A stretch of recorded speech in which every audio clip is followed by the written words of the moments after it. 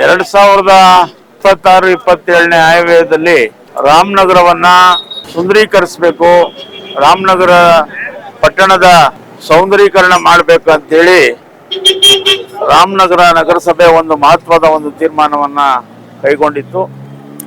ಅದರ ಪ್ರಯುಕ್ತ ನಾವು ವಾಟರ್ ಟ್ಯಾಂಕ್ ಸರ್ಕಲ್ ಮತ್ತೆ ಕೆಂಪೇಗೌಡ ಸರ್ಕಲ್ ಮತ್ತೆ ರೈಲ್ವೆ ಸ್ಟೇಷನ್ ಸರ್ಕಲ್ ಮತ್ತೆ ಕೆಳಗಡೆ ಕೆಂಗಲ್ ಹನುಮಂತಯ್ಯ ಸರ್ಕಲ್ ಕೆಳಗಡೆ ಬಸ್ ಸ್ಟ್ಯಾಂಡ್ ನಲ್ಲಿ ಏನಿದೆ ಇವೆಲ್ಲಾನು ನಾವು ಸೌಂದರೀಕರಿಸ್ತೀವಿ. ಕೆಂಗಲ್ ಹನುಮಂತಯ್ಯನವರ ಪ್ರತಿಮೆ ಸುತ್ತ ಅದನ್ನ ಸೌಂದರೀಕರಣಗೊಳಿಸ್ತೀವಿ ಮತ್ತು ಇಲ್ಲಿ ಒಂದು ಕ್ಲಾಕ್ ಟವರ್ ನ ಮಾಡ್ತೀವಿ ಅಂತ ಹೇಳಿ ರಾಮನಗರ ಜನತೆಗೆ ಒಂದು ಮಾತನ್ನ ಕೊಟ್ಟಿದ್ವಿ.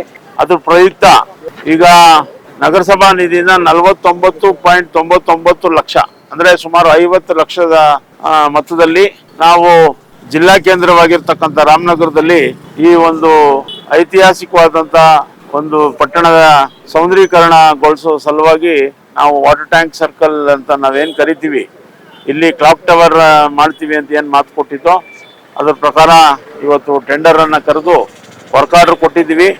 ಈ ಕ್ಷಣದಿಂದನೇ ಕೆಲಸ ಪ್ರಾರಂಭ ಆಗ್ತದೆ. ಆ ನಿಟ್ಟಿನಲ್ಲಿ ನೆಕ್ಸ್ಟ್ ನಾವು ರೈಲ್ವೆ ಸ್ಟೇಷನ್ ಸರ್ಕಲ್ ಮತ್ತೆ ಕೆಂಪೇಗೌಡ ಸರ್ಕಲ್ ಇವೆರಡೂ ಕೂಡ ಮುಂದೆ ಕೈಗೆತ್ಕೊಂತೀವಿ.